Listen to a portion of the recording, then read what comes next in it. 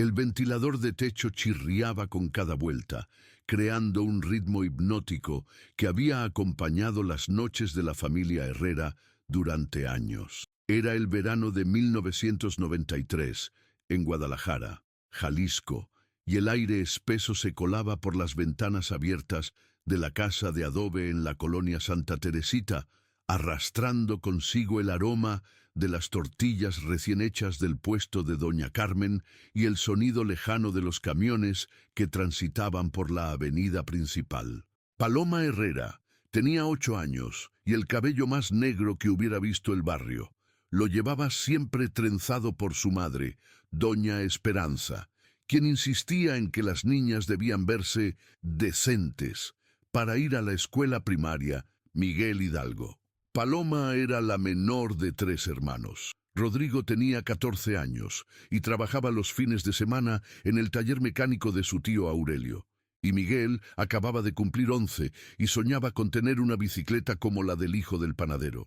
La casa de los Herrera era típica de esa época en Guadalajara. Paredes de adobe pintadas de azul cielo, piso de mosaico agrietado por el tiempo y un patio trasero donde Doña Esperanza criaba gallinas y cultivaba cilantro, jitomates y chiles. Don Ramón, el padre, trabajaba como albañil en las construcciones que comenzaban a brotar por toda la ciudad. Era un hombre de pocas palabras, manos callosas y una manera particular de silbar mientras trabajaba que toda la cuadra conocía. El jueves 15 de julio de 1993, Paloma regresó de la escuela con las mejillas sonrojadas por el calor. Había corrido todo el camino desde la primaria hasta su casa, una distancia de apenas 6 cuadras, pero suficiente para que llegara sudorosa y con la blusa blanca del uniforme pegada a la espalda.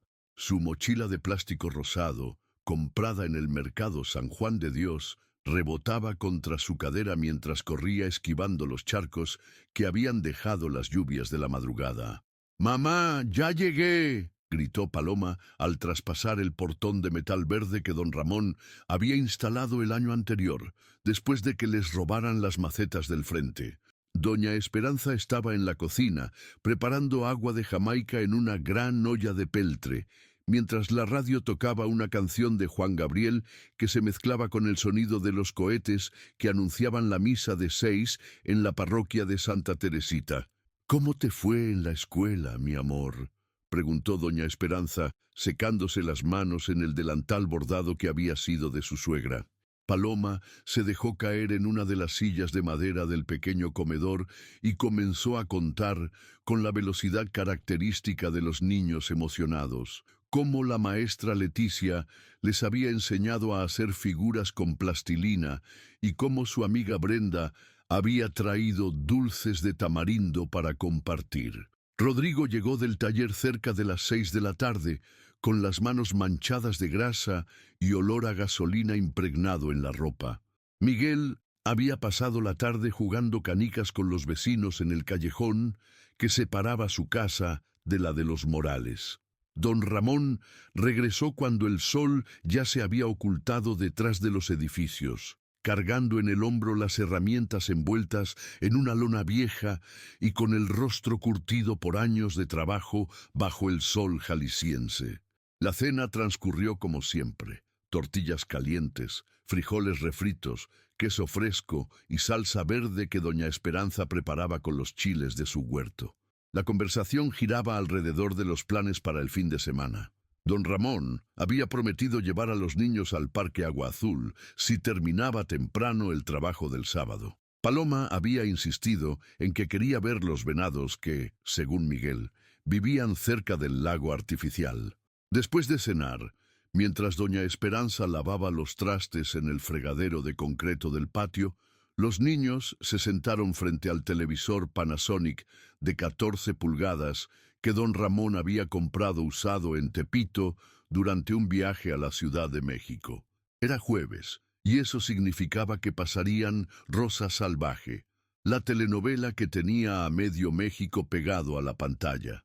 Incluso Rodrigo, quien siempre fingía que las novelas eran cosa de mujeres, se quedaba discretamente en el sofá durante los capítulos más dramáticos. Paloma se había acurrucado entre sus hermanos, usando como almohada el brazo de Miguel, quien protestaba cada vez que ella se movía, pero nunca la apartaba. La niña llevaba puesta su pijama favorita, un conjunto de algodón rosa con estampado de Hello Kitty que le habían regalado en su último cumpleaños. Sus pies descalzos, pequeños y siempre sucios por correr por el patio, se balanceaban mientras seguía atentamente las aventuras de Rosa y sus pretendientes. A las 9:30, doña Esperanza anunció que era hora de dormir. Los niños protestaron, como todas las noches, pero sabían que no había negociación posible. Don Ramón ya había apagado el televisor y revisaba las puertas y ventanas, siguiendo la rutina de seguridad que había desarrollado desde que los robos se volvieron más frecuentes en el barrio. Paloma compartía habitación con sus padres. Su cama individual estaba colocada junto a la ventana que daba al patio trasero, desde donde podía escuchar el cacareo matutino de las gallinas y, por las noches, el croar de las ranas que vivían en la pequeña pila de agua donde doña Esperanza lavaba la ropa. La cama de sus padres ocupaba la mayor parte del cuarto, y entre ambas apenas cabía un pequeño buró donde doña Esperanza guardaba su rosario, algunas fotografías familiares y el frasco de Vicks Vaporub que usaba para todo tipo de malestares. Esa noche, Paloma se acostó como siempre. Doña Esperanza le ayudó a ponerse las pantuflas de conejito que le protegían los pies del frío del mosaico. Le trenzó el cabello para que no se le enredara mientras dormía, y le dio un beso en la frente después de persignarse frente a la imagen de la Virgen de Guadalupe que colgaba sobre la cabecera de la cama de matrimonio. «Que descanses, mi niña», le susurró doña Esperanza, ajustando la sábana hasta el cuello de Paloma. «Mañana es viernes, y si te portas bien, te compro una paleta de coco en el recreo». Paloma sonrió con los ojos ya pesados por el sueño. «¿Me prometes que mañana me dejas ayudarte con las tortillas?», preguntó, como hacía casi todas las noches. Era su manera de asegurarse de que el día siguiente sería igual de predecible y seguro que todos los anteriores. «Te prometo», respondió su madre, y apagó la luz del foco desnudo que colgaba del centro del cuarto. Don Ramón roncaba suavemente cuando Paloma finalmente se quedó dormida. Era un ronquido familiar, reconfortante, que se mezclaba con el sonido del ventilador y los ruidos nocturnos del barrio. Un perro ladrando a lo lejos, el motor de algún carro tardío, el silbido del sereno que hacía su ronda de las 12 de la noche. Todo era exactamente igual que siempre en la casa de los Herrera. La mañana del viernes, 16 de julio, amaneció nublada, con esa humedad pegajosa que caracteriza a Guadalajara durante la temporada de lluvias. Doña Esperanza se despertó, como todos los días, a las 5:30 de la mañana. Don Ramón ya se había levantado y estaba en el patio preparando sus herramientas para otro día de trabajo. El aroma del café de olla que se colaba en la estufa de gas comenzaba a llenar la cocina cuando doña Esperanza se dirigió al cuarto para despertar a Paloma. «Mi amor, ya es hora de levantarse», dijo suavemente, acercándose a la cama individual junto a la ventana. «Hoy es viernes y tienes que estar lista para la escuela». Pero cuando apartó la sábana, la cama estaba vacía. Las pantuflas de conejito seguían junto a la cama, perfectamente alineadas como las había dejado Paloma la noche anterior. La pijama rosa con Hello Kitty estaba doblada con cuidado sobre la silla que hacía las veces de buró personal de la niña. La trenza que doña Esperanza había hecho la noche anterior estaba deshecha y algunos cabellos negros se encontraban sobre la almohada, como si Paloma se hubiera quitado la liga mientras dormía, algo que nunca hacía. Doña Esperanza sintió que el aire se le escapaba de los pulmones. Corrió hacia el baño, pensando que tal vez Paloma había madrugado y estaba preparándose sola para ir a la escuela, algo completamente inusual pero posible. El baño estaba vacío. La cocina, vacía. El patio trasero, donde a veces jugaba con las gallinas, también estaba vacío. «¡Ramón!», gritó doña Esperanza, con una nota de pánico que despertó inmediatamente a Rodrigo y Miguel. «¡Ramón, ven acá!». Don Ramón dejó caer la caja de herramientas al escuchar el grito de su esposa. Corrió hacia la casa, con el corazón latiendo tan fuerte que podía escucharlo en sus oídos. Cuando llegó al cuarto y vio la cama vacía, su rostro se puso pálido como nunca antes lo habían visto sus hijos. «¿Ya revisaste toda la casa?», preguntó don Ramón, tratando de mantener la calma, pero con la voz quebrada por la preocupación. Juntos revisaron cada rincón, debajo de las camas, dentro de los closets, en el cuarto de los muchachos, en el pequeño cuarto de lavado, incluso en los lugares más improbables como el interior de la alacena de la cocina. Paloma no estaba en ningún lado. Rodrigo y Miguel se unieron a la búsqueda, revisando el patio, el pequeño cobertizo donde don Ramón guardaba materiales de construcción y hasta la azotea donde doña Esperanza tendía la ropa. Gritaron su nombre una y otra vez, primero dentro de la casa, luego en el patio, finalmente en la calle. Los vecinos comenzaron a asomarse por sus ventanas, primero con curiosidad, luego con preocupación al darse cuenta de lo que estaba ocurriendo. Doña Carmen, la señora del puesto de tortillas, fue la primera en acercarse. «¿Qué pasa, comadre? ¿Por qué gritan tanto?», preguntó, secándose las manos en el delantal mientras caminaba hacia el portón verde de los Herrera. «Paloma no está», dijo doña Esperanza, con lágrimas comenzando a rodar por sus mejillas. «Se desapareció de su cama. No sabemos dónde está». La noticia se extendió por la cuadra como reguero de pólvora. En menos de una hora, había 20 personas ayudando en la búsqueda. Revisaron cada casa, cada rincón del barrio, cada lugar donde una niña de 8 años podría haberse escondido o perdido. Pero Paloma Herrera había desaparecido sin dejar rastro, como si la tierra se la hubiera tragado durante la noche. La ventana de su cuarto estaba cerrada, tal como la había dejado doña Esperanza la noche anterior. El portón principal estaba asegurado con el candado que don Ramón ponía religiosamente todas las noches. No había signos de violencia, ni de lucha, ni de que alguien hubiera entrado por la fuerza a la casa. Paloma simplemente ya no estaba. ¿Cuánto tiempo puede mantenerse la esperanza cuando cada día que pasa se convierte en una tortura?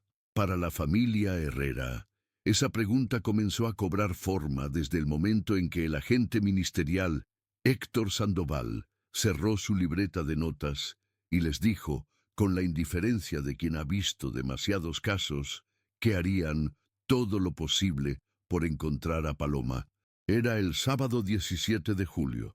Un día después de la desaparición, y la casa de los Herrera se había convertido en un hervidero de actividad desesperada. Familiares que no veían desde hacía meses llegaron desde diferentes colonias de Guadalajara.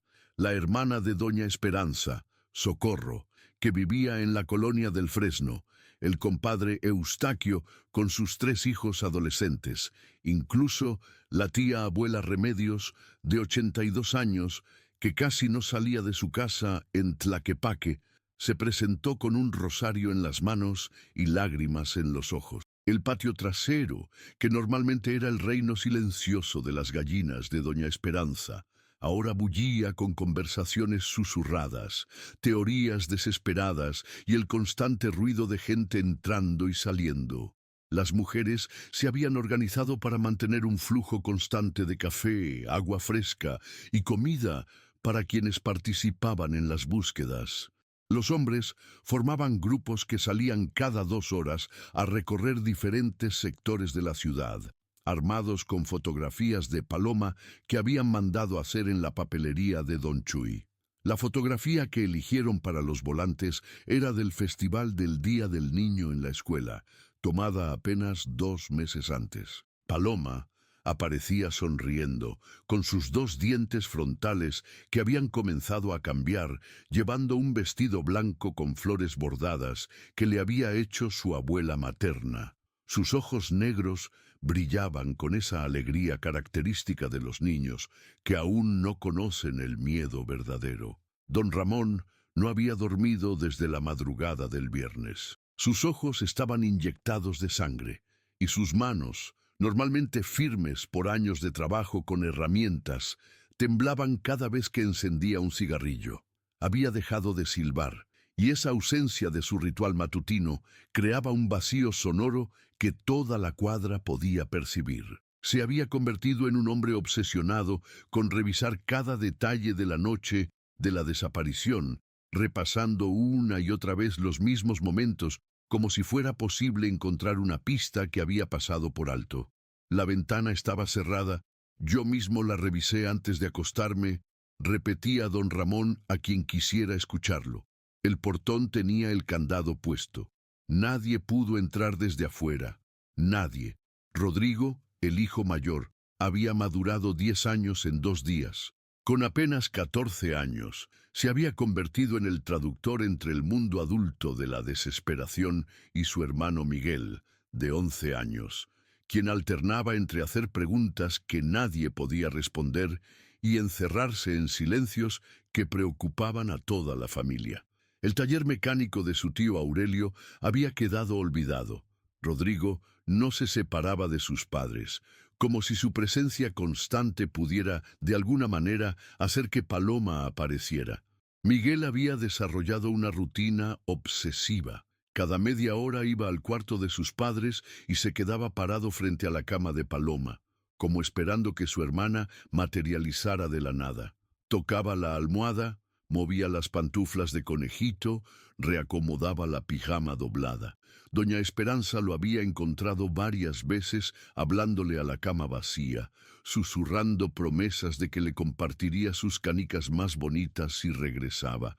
Doña Esperanza era quien más preocupaba a la familia extendida. En 42 años de vida nunca la habían visto desmoronarse de esa manera. La mujer que había criado a 3 hijos, que había enfrentado la pobreza, la enfermedad y las dificultades económicas con una fortaleza inquebrantable, ahora no podía completar una oración sin que se le quebrara la voz. Se había negado a cambiar las sábanas de la cama de Paloma y mantenía la pijama de Hello Kitty doblada exactamente en la misma posición donde la había encontrado la mañana de la desaparición. El agente Sandoval regresó el lunes 19 de julio, 3 días después del primer reporte. Era un hombre de mediana edad, barriga prominente y bigote que ya comenzaba a encanecer, que hablaba con el tono aburrido de alguien que había escuchado la misma historia demasiadas veces. Llegó acompañado de una mujer joven que se presentó como la trabajadora social Carmen Ruiz, y que tomaba notas en un cuaderno de pasta dura, mientras hacía preguntas que sonaban más como interrogatorio que como investigación. «A ver, señora Esperanza», dijo la trabajadora social, sentada en una de las sillas del comedor mientras doña Esperanza retorcía las manos sobre su delantal. «¿La niña tenía problemas en la escuela? ¿Problemas con otros niños, tal vez?» «No, nunca. Paloma era muy querida por todos. La maestra Leticia siempre decía que era una de las mejores alumnas de su grupo», respondió doña Esperanza, con la voz apenas audible. «Y en la casa había conflictos familiares, castigos recientes». La pregunta flotó en el aire como una acusación. Don Ramón se puso rígido en su silla, y Rodrigo intercambió una mirada preocupada con su hermano Miguel. «Paloma nunca fue castigada fuertemente», intervino don Ramón, con un tono que comenzaba a mostrar irritación. «Era una niña obediente, nunca nos dio problemas». El agente Sandoval garabateó algo en su libreta. «¿Tienen familiares o conocidos con antecedentes penales? ¿Alguien que pudiera tener interés en la niña?» La pregunta golpeó a la familia como una bofetada. La implicación era clara, y doña Esperanza comenzó a llorar abiertamente. «En nuestra familia es gente trabajadora y honrada», dijo don Ramón, levantándose de la silla. «No somos criminales, solo queremos que encuentren a nuestra hija. La investigación oficial si es que se le podía llamar investigación, consistió en entrevistar superficialmente a los vecinos, revisar las escuelas cercanas y enviar la descripción de Paloma a otras delegaciones. No hubo búsquedas organizadas con perros, no se revisaron terrenos baldíos, no se interrogó a fondo a personas sospechosas del barrio. El caso de Paloma Herrera se convirtió en un expediente más dentro de una carpeta Manila, archivado junto a decenas de otros casos sin resolver. Las semanas pasaron con una lentitud agónica. La comunidad de Santa Teresita había mantenido la búsqueda por iniciativa propia durante las 2 primeras semanas, pero gradualmente la urgencia se fue diluyendo. La gente tenía que regresar a sus trabajos, a sus propias vidas, a sus propios problemas. Las conversaciones sobre Paloma se volvieron susurros compasivos cuando se cruzaban con algún miembro de la familia Herrera en la calle. Don Chuy, el dueño de la papelería, siguió pegando los volantes con la fotografía de Paloma durante un mes completo, reemplazándolos cada vez que la lluvia los arruinaba o el viento los arrancaba. Después del primer mes, ya no quedaban volantes nuevos, y los pocos que permanecían pegados en postes y paredes comenzaron a desvanecerse bajo el sol y la humedad del verano jalisciense. La rutina familiar se rompió completamente. Don Ramón comenzó a llegar tarde al trabajo, distrayéndose durante las construcciones y cometiendo errores que nunca había cometido antes. Sus compañeros albañiles notaron que había dejado de bromear durante los descansos y que se quedaba mirando fijamente a cualquier niña que pasara cerca de las obras. Doña Esperanza abandonó su puesto de tortillas caseras que vendía los fines de semana frente a la casa. Las gallinas del patio trasero comenzaron a vagar libremente porque ya no tenía energía para encerrarlas por las noches. Su hermana Socorro tuvo que intervenir para hacer las compras básicas de la semana, porque doña Esperanza se negaba a salir de la casa más tiempo del estrictamente necesario. «¿Y si regresa y no nos encuentra?», repetía obsesivamente. «¿Y si viene a buscarme y yo no estoy?». El cuarto de los padres se convirtió en una especie de santuario. La cama de Paloma permanecía exactamente igual que la mañana de su desaparición. Sábanas revueltas, almohada con la marca de su cabeza, pantuflas de conejito en el mismo lugar. Doña Esperanza había colocado una vela a la Virgen de Guadalupe que mantenía encendida día y noche, y había agregado fotografías de Paloma en diferentes etapas de su corta vida alrededor de la imagen religiosa. Rodrigo regresó al taller de su tío Aurelio después de 3 semanas, pero su rendimiento no era el mismo. Se había vuelto extremadamente protector con Miguel, acompañándolo a todos lados y asegurándose de que nunca estuviera solo. Miguel, por su parte, había desarrollado terrores nocturnos que lo despertaban gritando el nombre de su hermana, lo que hacía que toda la familia pasara noches en vela. Los domingos se volvieron especialmente difíciles. Antes de la desaparición, los domingos eran días de misa familiar en la parroquia de Santa Teresita, seguida de una comida especial y tardes tranquilas viendo televisión. Ahora, los domingos eran recordatorios crueles de la ausencia de Paloma. Su lugar en la banca de la iglesia permanecía vacío. Su silla en el comedor se había convertido en un espacio que nadie se atrevía a ocupar. El padre Joaquín, párroco de Santa Teresita desde hacía 15 años, había incluido a Paloma en las oraciones de cada misa dominical durante los primeros 2 meses. Después, las menciones se volvieron esporádicas y eventualmente cesaron por completo. La vida de la parroquia, como la del barrio entero, había tenido que continuar. La primera Navidad sin Paloma fue devastadora. Doña Esperanza se negó a poner el árbol de plástico que cada año instalaban en la sala, y don Ramón canceló la tradición de las posadas que habitualmente organizaban con los vecinos. Miguel había pedido una sola cosa a los Reyes Magos: que le regresaran a su hermana. El 6 de enero de 1994 despertó para encontrar solo dulces básicos bajo su almohada, y su desilusión fue tan profunda que no volvió a hablar de Reyes Magos nunca más. Para el verano de 1994, un año completo después de la desaparición, la investigación oficial se había enfriado por completo.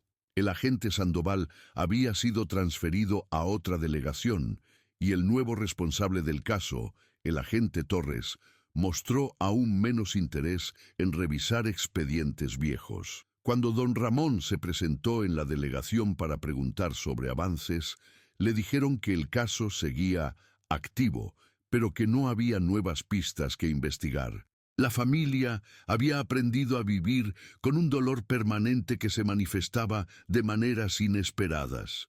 Doña Esperanza no podía ver niñas de 8 años sin que se le llenaran los ojos de lágrimas. Don Ramón había dejado completamente de silbar, y su silencio se había vuelto tan característico como antes lo había sido su música.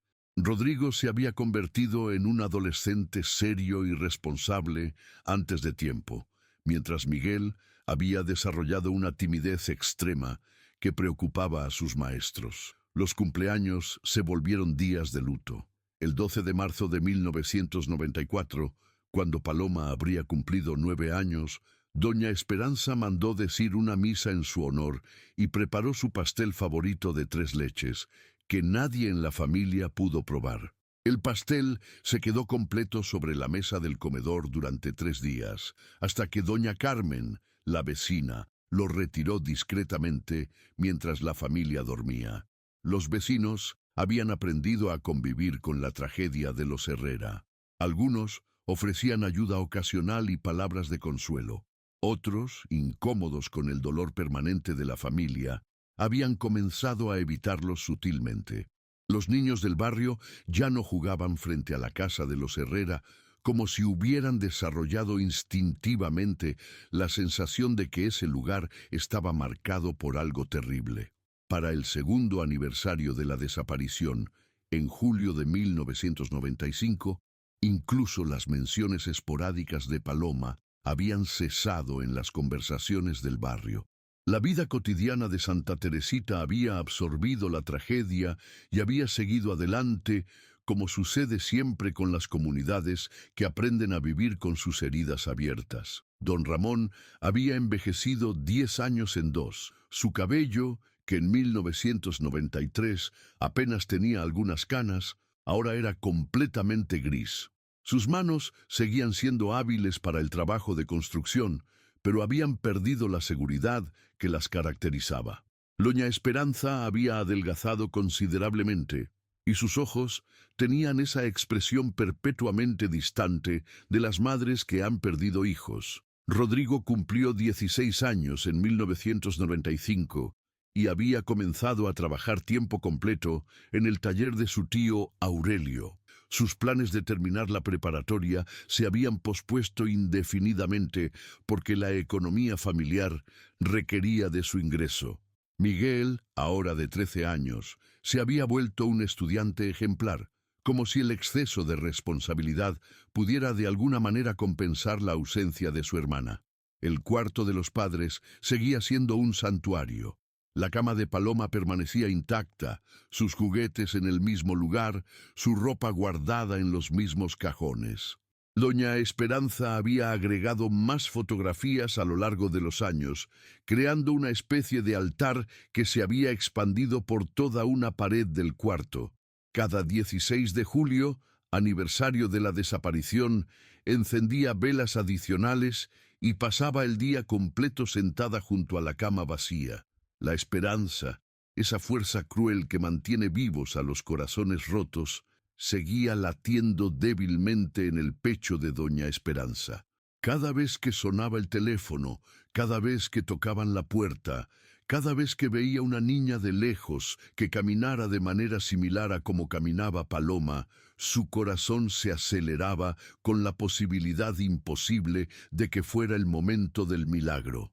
Pero los días pasaban iguales, uno tras otro, en una monotonía dolorosa que había redefinido por completo lo que significaba ser la familia Herrera. 9 años después de aquella madrugada de julio de 1993, Miguel Herrera había aprendido a convivir con los espacios vacíos que dejaba la ausencia de su hermana menor. Tenía 20 años. Trabajaba como mecánico en el mismo taller donde su hermano Rodrigo había comenzado siendo apenas un adolescente y había desarrollado esa manera particular de sonreír que tienen las personas que han conocido el dolor demasiado temprano, una sonrisa que nunca llega completamente a los ojos. Era el sábado 23 de marzo de 2002, un día soleado en Guadalajara que comenzaba a mostrar los primeros indicios de la temporada de calor que se aproximaba. Miguel había regresado a casa después del turno matutino en el taller, con las manos manchadas de grasa y el uniforme azul marino pegado a la espalda por el sudor. Su madre, doña Esperanza, ahora de 51 años, pero que aparentaba 10 más, estaba en la cocina preparando agua de horchata como hacía todos los sábados desde que podía recordar. La casa de los Herrera había cambiado poco en esos 9 años. El mismo portón verde, las mismas paredes de adobe azul cielo, el mismo patio trasero donde ahora solo quedaban 3 gallinas ancianas que doña Esperanza mantenía más por costumbre que por necesidad. Don Ramón, a los 57 años, había desarrollado problemas de espalda que lo obligaban a tomar trabajos menos demandantes físicamente, pero seguía levantándose todas las mañanas con la misma disciplina de siempre.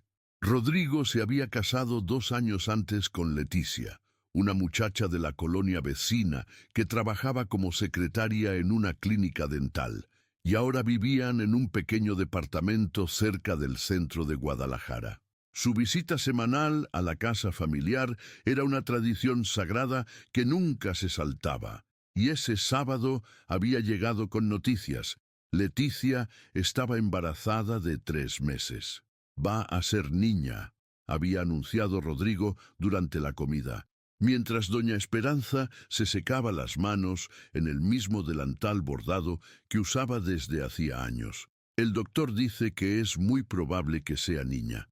La noticia había llenado de una alegría extraña el comedor familiar. Era la primera vez en años que se hablaba de futuro, de esperanza, de vida nueva. Don Ramón había sonreído genuinamente, y Miguel había abrazado a su hermano mayor con una emoción que llevaba tiempo sin sentir. Pero todos habían notado la expresión compleja en el rostro de doña Esperanza, felicidad mezclada con una tristeza que nunca la abandonaba completamente. Después de la comida, mientras Rodrigo y don Ramón conversaban en el patio sobre los preparativos necesarios para la llegada del bebé, Miguel había decidido hacer algo que llevaba meses posponiendo: limpiar a fondo su cuarto. Durante los últimos años, había ido acumulando herramientas, repuestos de automóviles y diversos objetos relacionados con su trabajo, convirtiendo el espacio que había compartido con Rodrigo en una especie de extensión del taller mecánico. El cuarto de los muchachos estaba en la parte trasera de la casa, separado del cuarto principal por un pequeño pasillo donde doña Esperanza había instalado un altar a la Virgen de Guadalupe que mantenía permanentemente iluminado con velas rojas. Miguel había movido la cama de Rodrigo contra la pared después de que se casara y había expandido su propio espacio, pero nunca había hecho una limpieza profunda de los rincones donde se acumulaban años de descuido. Comenzó moviendo cajas de herramientas, separando tornillos y tuercas que había ido guardando por si acaso, organizando manuales de reparación de automóviles que su tío Aurelio le había regalado a lo largo de los años. El trabajo era terapéutico. Había algo reconfortante en el proceso de organizar, de crear orden donde antes había caos. Fue cuando decidió mover su cama para limpiar debajo que Miguel hizo el descubrimiento que cambiaría todo. Su cama individual, la misma que había usado desde niño, estaba colocada contra la pared que compartía con el cuarto principal de sus padres. Para poder limpiar adecuadamente, Miguel tuvo que empujarla hacia el centro del cuarto, revelando un espacio que había permanecido oculto durante años. El piso de mosaico debajo de la cama estaba cubierto de polvo, pelusas y pequeños objetos que habían ido cayendo y acumulándose con el tiempo. Mientras barría con una escoba vieja, Miguel notó que una de las losetas del mosaico parecía estar ligeramente levantada. Al principio pensó que simplemente se había aflojado con los años y la humedad, algo común en las casas viejas de Guadalajara. Pero cuando se arrodilló para examinarla más de cerca, se dio cuenta de que la loseta no estaba simplemente suelta, había sido deliberadamente removida y vuelta a colocar. Con las manos todavía manchadas de grasa del taller, Miguel logró levantar la loseta completamente. Debajo había un pequeño hueco excavado en el concreto, un espacio rectangular de aproximadamente 20 centímetros de largo por 15 de ancho y tal vez 10 centímetros de profundidad. El hueco había sido cubierto con un pedazo de plástico transparente, y dentro del plástico había algo que hizo que el corazón de Miguel se detuviera por completo. Era un cuaderno escolar, un cuaderno de pasta blanda con rayas azules, del tipo que vendían en cualquier papelería de Guadalajara por unos cuantos pesos. La pasta había sido decorada con calcomanías de Hello Kitty, pequeñas estrellas plateadas y corazones rosados pegados con el cuidado meticuloso que solo tienen las niñas de 8 años. En la esquina superior derecha, escrito con pluma azul en la letra redonda e irregular característica de los primeros grados de primaria, se leía Paloma Herrera, 3 de Guá, 1993. Miguel sintió que las piernas se le convertían en agua. Sus manos temblaron mientras sacaba cuidadosamente el paquete de plástico del hueco. El cuaderno estaba perfectamente conservado, protegido de la humedad y el tiempo por el plástico y la posición segura debajo del mosaico, con movimientos extremadamente delicados, como si estuviera manejando el objeto más frágil del mundo. Miguel desenvolvió el cuaderno de su protección plástica. La pasta tenía exactamente el mismo aspecto que tenía 9 años antes. Los colores brillantes de Hello Kitty, las calcomanías perfectamente adheridas, incluso el pequeño doblez en la esquina inferior izquierda donde Paloma había tropezado una vez mientras lo cargaba. Miguel abrió el cuaderno. La primera página contenía la información básica que todos los maestros pedían al inicio del año escolar. Nombre completo, dirección, teléfono, nombre de los padres, grado escolar. Todo escrito con la letra cuidadosa de Paloma, formando cada letra lentamente como les enseñaban en la primaria Miguel Hidalgo. Pero conforme Miguel pasaba las páginas, se daba cuenta de que esto no era un cuaderno escolar ordinario. Las páginas estaban llenas de anotaciones extrañas, dibujos perturbadores y palabras que una niña de 8 años no debería conocer. Había diagramas de la casa familiar con flechas y anotaciones en los márgenes. Había dibujos de figuras humanas con expresiones de miedo, lágrimas dibujadas con crayones azules que se habían corrido ligeramente con el tiempo. En la página 15, Miguel encontró algo que le heló la sangre. Un dibujo de una niña que claramente era Paloma, reconocible por las trenzas características que siempre llevaba. Pero la niña del dibujo estaba en una cama, y había una figura masculina de pie junto a ella. La figura masculina tenía las manos extendidas hacia la niña, y aunque el dibujo era simple y hecho con crayones, la intención era inequívocamente clara. Miguel siguió leyendo, y cada página era más perturbadora que la anterior. «Ya no quiero que venga por las noches», estaba escrito en la página 23, con letra más irregular, como si hubiera sido escrita rápidamente o con nerviosismo. «Me dice que es nuestro secreto. Me dice que si le digo a mamá algo malo va a pasar». En la página 31, dice que soy su niña especial, pero no me gusta ser especial así. Me duele y tengo miedo. Página 45. Escribo esto para acordarme. Si algo me pasa, Quiero que sepan que no fue mi culpa. Él dice que nadie me va a creer si digo algo. Miguel sentía náuseas. Sus manos temblaban tanto que las páginas del cuaderno se movían, haciendo que las palabras de su hermana muerta bailaran frente a sus ojos. Pero continuó leyendo, impulsado por una necesidad desesperada de entender qué había pasado realmente con Paloma. Página 52. Va a venir otra vez esta noche. Siempre viene cuando papá está muy cansado y ronca fuerte. Mamá toma sus pastillas para dormir y no se despierta aunque grite. Página 67. Le dije que ya no quería, que me lastimaba. Se enojó mucho. Me tapó la boca con la mano y me dijo que era una niña mala. Después lloró y me pidió perdón. Dijo que me quería mucho, que por eso hacíamos esto. Miguel tuvo que detenerse para vomitar. Corrió al baño y regurgitó la comida del mediodía, mientras su mente trataba de procesar las implicaciones de lo que estaba leyendo. Su hermana pequeña, la niña alegre que corría por el patio jugando con las gallinas, había sido víctima de abuso sexual sistemático y había sido lo suficientemente inteligente y valiente como para documentar su calvario. Cuando regresó al cuarto, con las piernas aún temblorosas, Miguel continuó revisando el cuaderno. Las últimas entradas estaban fechadas. 10 de julio de 1993. Dice que pronto vamos a irnos juntos de viaje. Dice que vamos a un lugar donde podremos estar solos todo el tiempo. No quiero ir a ningún lado con él. Quiero quedarme con mi familia. 13 de julio de 1993. Me enseñó fotografías de otros lugares. Dice que ahí vamos a vivir. Me dio dulces y me compró una pulsera nueva. Pero sigo sin querer ir. Voy a esconder este cuaderno para que sepan la verdad si desaparezco. 15 de julio de 1993. Esta noche me dijo que mañana nos vamos, que ya tiene todo preparado.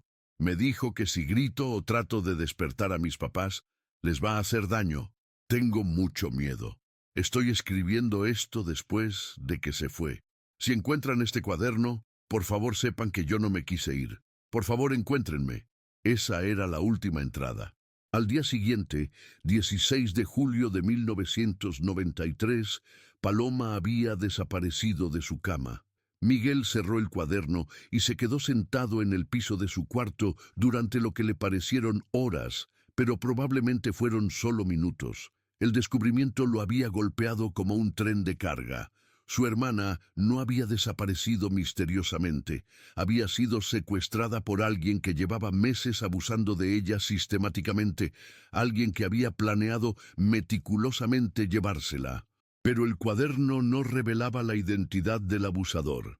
Miguel revisó cada página nuevamente, buscando desesperadamente un nombre, una descripción física, cualquier pista que pudiera identificar al culpable.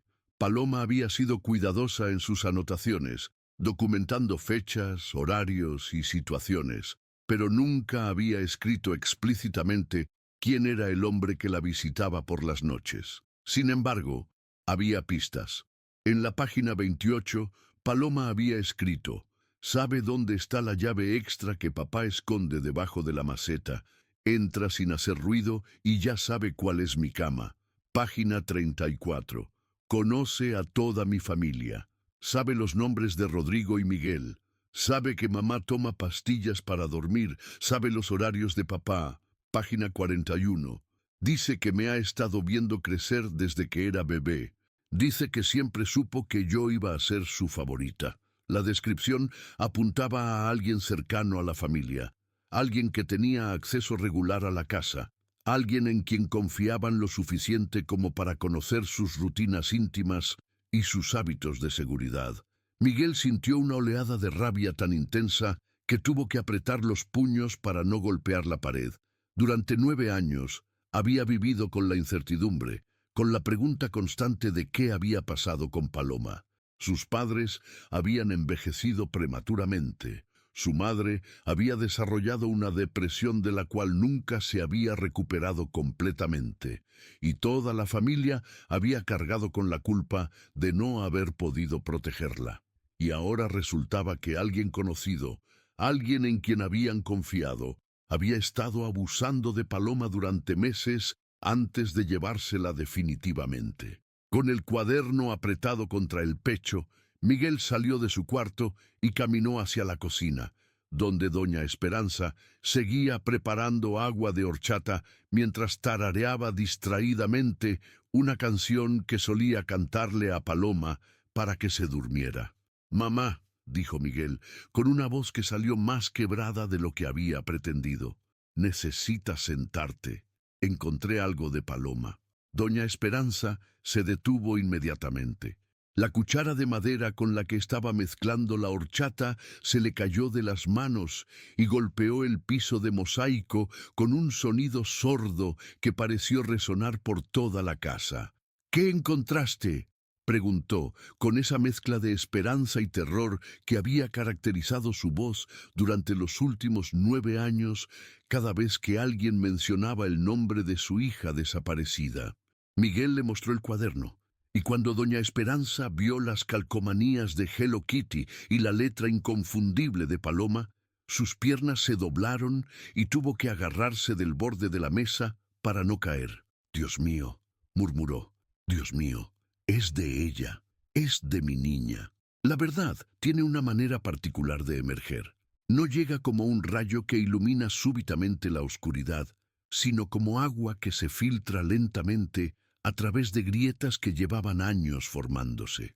Y en el caso de Paloma Herrera, esas grietas comenzaron a abrirse el momento en que su madre, con manos temblorosas, leyó la primera página del cuaderno que había permanecido oculto durante 9 años. Don Ramón y Rodrigo regresaron del patio para encontrar a doña Esperanza sollozando en la cocina, mientras Miguel permanecía de pie junto a ella, sosteniendo un cuaderno que ambos reconocieron inmediatamente.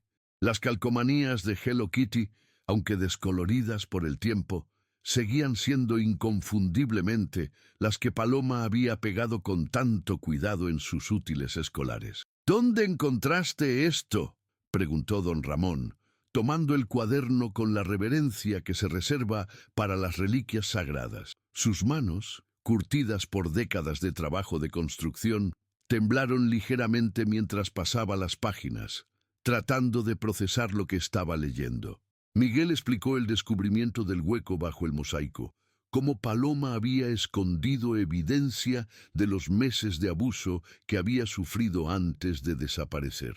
Conforme hablaba, la expresión en el rostro de don Ramón cambió de confusión a horror, y finalmente a una rabia tan profunda que pareció transformar físicamente al hombre que sus hijos conocían.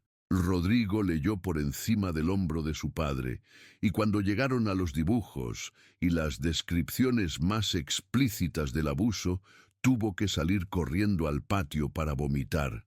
Leticia, su esposa, había llegado para recogerlo y encontró a toda la familia Herrera en estado de shock, tratando de procesar una verdad que recontextualizaba completamente la tragedia que habían vivido durante 9 años. «Tenemos que llevarlo a la policía», dijo Rodrigo cuando regresó del patio, limpiándose la boca con el dorso de la mano. «Esto es evidencia. Esto prueba que Paloma fue, que alguien le hizo».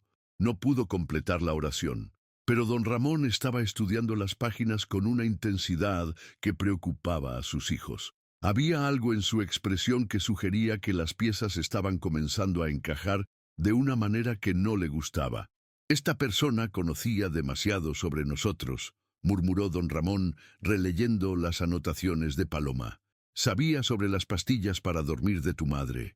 Sabía mis horarios de trabajo. Sabía dónde escondía la llave extra». Doña Esperanza había dejado de llorar y ahora tenía esa expresión peligrosamente calmada que aparece cuando el dolor trasciende las lágrimas. «Alguien en quien confiábamos», dijo con voz plana. «Alguien que venía a nuestra casa regularmente». Miguel había tomado el cuaderno nuevamente y estaba revisando las páginas, buscando cualquier detalle que pudiera haber pasado por alto la primera vez. Fue en la página 73, casi al final del cuaderno, donde encontró la pista que cambiaría todo. Era un dibujo simple, hecho con crayones, pero inequívocamente específico. Mostraba a un hombre con bigote, usando una gorra de béisbol, parado junto a un carro que Paloma había dibujado con cuidado inusual para una niña de 8 años. El carro era verde, con una calcomanía distintiva en el parabrisas trasero. Debajo del dibujo, Paloma había escrito: «Su carro huele a cigarrillos y tiene una virgencita colgando del espejo». Don Ramón se quedó inmóvil al ver el dibujo. «Dios santo», susurró, y el cuaderno se le cayó de las manos. «¿Qué pasa?», preguntó Miguel, pero ya conocía la respuesta por la expresión devastada en el rostro de su padre. «Aurelio», dijo don Ramón, con una voz que sonaba como si viniera del fondo de una tumba. «Es Aurelio, Aurelio Herrera, hermano menor de don Ramón, tío de los muchachos, dueño del taller mecánico donde tanto Rodrigo como Miguel habían trabajado. El hombre que había estado presente en cada cumpleaños, cada Navidad, cada celebración familiar durante toda la vida de Paloma. El hombre que tenía llaves de la casa porque era familia, que conocía todos los horarios y rutinas de la familia Herrera, que había participado activamente en las búsquedas después de la desaparición. Rodrigo se dejó caer en una silla como si hubieran cortado los hilos que lo sostenían. «No puede ser», murmuró. «Tío Aurelio nos enseñó a trabajar. Nos ayudó después de que Paloma desapareció. Él también la buscó. Pero conforme las piezas se acomodaban, la horrible lógica se volvía inescapable. Aurelio había tenido acceso completo a la casa durante años. Conocía íntimamente los hábitos de sueño de don Ramón. Sabía sobre las pastillas que doña Esperanza tomaba para la ansiedad. Había estado presente el día de la desaparición, ayudando en las búsquedas, consolando a la familia, actuando como el hermano solidario y el tío preocupado. El mejor lugar para esconderse siempre ha sido a plena vista. Miguel recordó súbitamente algo que había olvidado durante años, la noche anterior a la desaparición de Paloma. Había despertado brevemente y había escuchado voces suaves en el cuarto de sus padres. En ese momento había asumido que sus padres estaban conversando, pero ahora se daba cuenta de que una de las voces había sido diferente, más grave, y después había escuchado la puerta principal abrirse y cerrarse suavemente, como si alguien hubiera salido de la casa. Doña Esperanza había comenzado a conectar sus propios recuerdos, las veces que Aurelio había insistido en ayudar, bañando a Paloma cuando era más pequeña, la manera en que siempre encontraba excusas para estar a solas con la niña, las ocasiones en que había cuidado a los niños mientras don Ramón y doña Esperanza salían a hacer mandados. «Me decía que era su niña favorita», recordó doña Esperanza, con una voz que comenzaba a quebrarse nuevamente. Siempre decía que Paloma era especial, que tenía algo diferente a los otros niños. La familia pasó el resto de la tarde reconstruyendo años de interacciones aparentemente inocentes que ahora revelaban un patrón siniestro.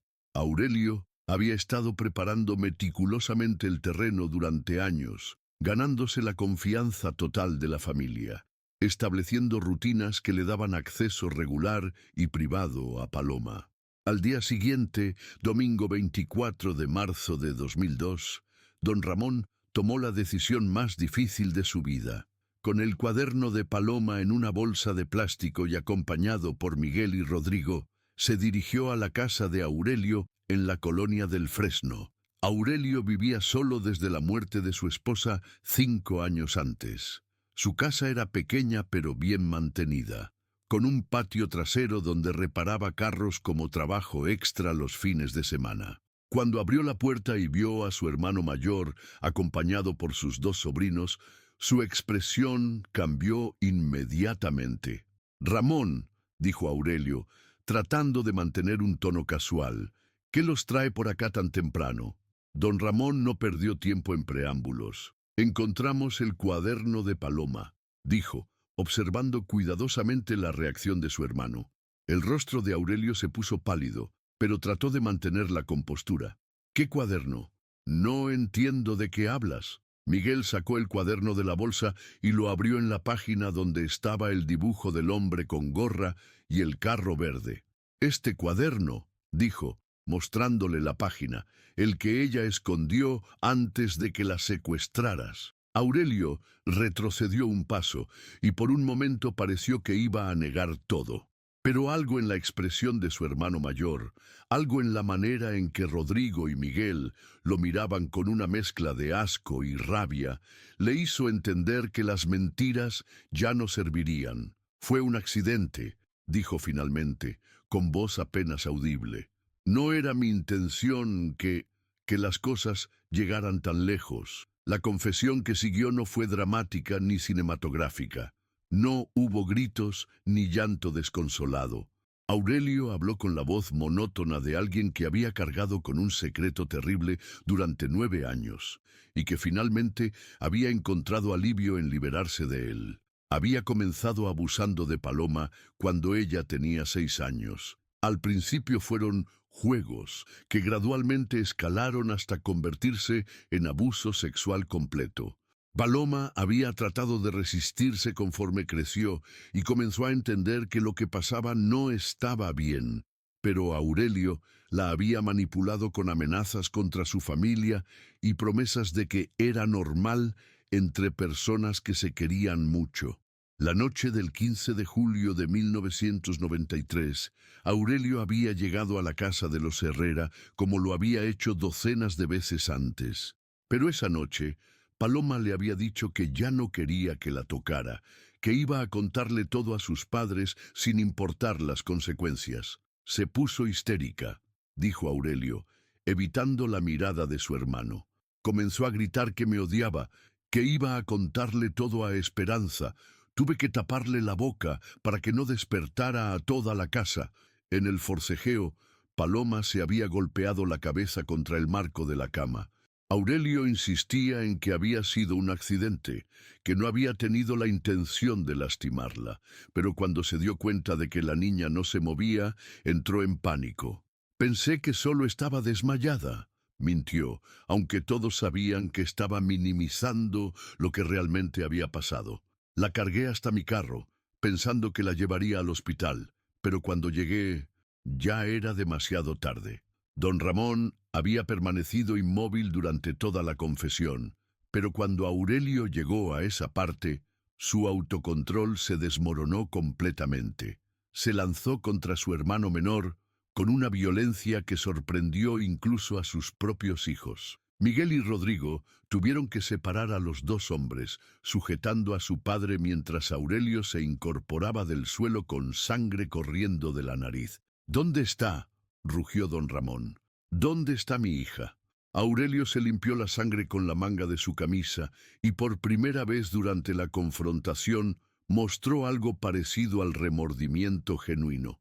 En el terreno baldío detrás del taller, admitió finalmente. La enterré ahí esa misma noche. He estado cuidando el lugar todos estos años. La confesión completa tardó 2 horas más en emerger. Aurelio reveló cómo había cavado una tumba improvisada en el terreno que estaba detrás de su taller mecánico, un lote vacío que había comprado años antes con la intención de expandir su negocio. Había enterrado el cuerpo de Paloma envuelto en una lona y después había plantado un pequeño jardín encima para disimular el área removida. Durante 9 años había mantenido el jardín. Había plantado flores, había regado la tierra regularmente, había mantenido el área limpia y cuidada. Era su manera de lidiar con la culpa, cuidando el lugar donde descansaba la niña que había destruido. Cada día pensaba en confesarle todo a Ramón, dijo Aurelio, ahora llorando abiertamente. Cada día me despertaba planeando venir a contarles la verdad, pero veía cómo Esperanza se estaba muriendo de tristeza, cómo los muchachos habían cambiado, y no encontraba las palabras. Rodrigo fue quien finalmente hizo la pregunta que todos estaban pensando. ¿Por qué ahora? ¿Por qué lo admites ahora? Aurelio se secó las lágrimas con las manos temblorosas. porque ya no puedo seguir viviendo con esto, porque cada vez que los veo, cada vez que Miguel viene al taller, cada vez que Rodrigo me cuenta sobre el bebé que viene, siento como si fuera a volverme loco. La confesión había sido grabada por Miguel en su teléfono celular y esa tarde entregaron tanto el cuaderno como la grabación a las autoridades. Esta vez, a diferencia de 1993, la investigación fue inmediata y exhaustiva. El agente Torres, el mismo que había mostrado tan poco interés en el caso 9 años antes, ahora coordinaba un operativo que incluía especialistas forenses y perros detectores. La exhumación del cuerpo de Paloma tuvo lugar el martes 26 de marzo de 2002. Doña Esperanza había insistido en estar presente a pesar de los intentos de su familia de disuadirla. Quería estar ahí cuando finalmente encontraran a su hija, después de 9 años de no saber dónde estaba. Los restos fueron encontrados exactamente donde Aurelio había dicho que estarían. El forense confirmó que correspondían a una niña de aproximadamente 8 años, y las prendas de ropa que habían sobrevivido al tiempo fueron identificadas por doña Esperanza como las que Paloma llevaba puesta la noche de su desaparición, la pijama rosa de Hello Kitty. Aurelio Herrera fue arrestado y confesó formalmente ante las autoridades. Fue condenado a 30 años de prisión por homicidio, secuestro y abuso sexual de menores. Murió en la cárcel 5 años después, víctima de la violencia que los prisioneros reservan para quienes lastiman niños. El funeral de Paloma finalmente tuvo lugar el 2 de abril de 2002, casi 9 años después de su muerte.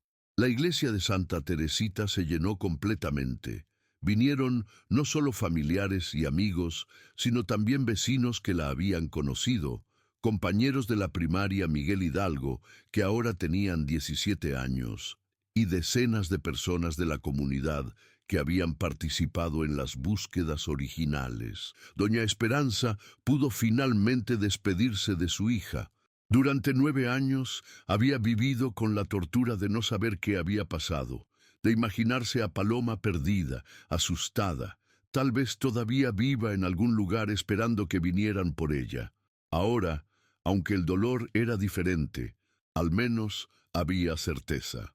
Su niña estaba en paz. Miguel nunca pudo regresar al taller mecánico. Cada vez que veía las herramientas, cada vez que olía la grasa y la gasolina, recordaba todas las tardes que había pasado ahí trabajando junto al hombre que había destruido a su hermana y a su familia. Se cambió de trabajo y eventualmente abrió su propio taller en el otro extremo de la ciudad. Rodrigo y Leticia nombraron a su hija Esperanza Paloma, en honor tanto a la abuela como a la tía que nunca conocería. La niña nació en agosto de 2002 y su llegada trajo a la familia Herrera la primera alegría genuina que habían experimentado en casi una década. Don Ramón envejeció 10 años más en los meses siguientes al descubrimiento de la verdad. La rabia inicial había sido reemplazada por una tristeza profunda y permanente. No solo había perdido a su hija menor, había descubierto que su propio hermano, el hombre en quien más había confiado después de su esposa, había sido el monstruo que los había destruido. Doña Esperanza, contra todas las expectativas, encontró una especie de paz en conocer finalmente la verdad. El cuarto donde Paloma había dormido fue finalmente reorganizado. Sus juguetes fueron donados a niños necesitados. Su ropa fue guardada en cajas que se almacenaron cuidadosamente en el closet principal. La cama individual fue movida al cuarto de Miguel, quien la conservó como una manera de mantener cerca la memoria de su hermana. El terreno baldío detrás del taller de Aurelio fue comprado por la familia Herrera después de su muerte en prisión. Don Ramón y sus hijos lo convirtieron en un pequeño parque comunitario con juegos infantiles y bancas donde las familias del barrio podían llevar a sus niños. Una placa pequeña y discreta, instalada cerca de un rosal que florecía cada primavera, llevaba una simple inscripción: en memoria de Paloma Herrera, 1985-1993, amada hija y hermana. La historia de Paloma Herrera se convirtió en una advertencia que las madres del barrio se contaban unas a otras, un recordatorio de que los peligros más grandes a menudo vienen de los lugares más inesperados. Pero también se convirtió en algo más, una historia sobre el poder de la verdad para sanar, incluso cuando esa verdad es más dolorosa de lo que se podría haber imaginado. 9 años después de encontrar el cuaderno, Miguel Herrera se casó con una maestra de primaria llamada Carmen, que trabajaba en la misma escuela donde había estudiado Paloma. En la ceremonia, dejaron una silla vacía en la primera fila decorada con flores rosas y una pequeña fotografía donde Paloma sonreía con sus características trenzas negras. Durante el brindis, Miguel habló sobre su hermana menor por primera vez en público desde el funeral. Paloma nos enseñó que los secretos pueden ser terribles, dijo, con la voz quebrada por la emoción. Pero también nos enseñó que la verdad, sin importar cuánto duela, siempre es mejor que vivir en la oscuridad. En algún lugar del cielo, o del lugar donde van las niñas que se fueron demasiado pronto, Paloma Herrera finalmente podía descansar sabiendo que su cuaderno había cumplido su propósito.